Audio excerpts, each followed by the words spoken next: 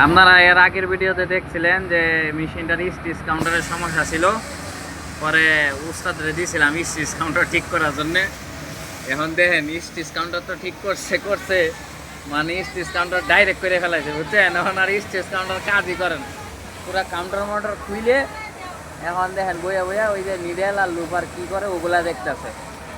মানে স্টেজ কাউন্টারের 12টা বাজাছে তো বাজাছে, স্টেজ কাউন্টার মনে হয় যে কামে করে না।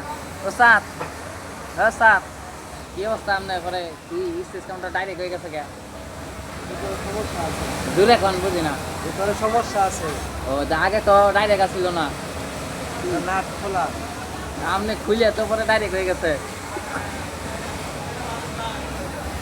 আপনি কি ঘটনা ঘটাইছেন এটা? হ্যাঁ, আমি ভালো স্টেজ কাউন্টার দিলাম, আপনি খুললে ছাড়েন। আর আপনি পরে এই যে আমার এই স্টেজ কাউন্টার, এই যে এই স্টেজ কাউন্টারতে ডাইরেক্ট বানাইছেন, এখন তো স্টেজ কাউন্টার খুলে মুইলে অবস্থা খারাপ করে লাইছেন। মানে এটা কি ঠিক হইব? অবশ্যই এদিক দেন ভালো হয়ে জোরে কোন ঠিক হইব? কেটা ঠিক করবো আপনি?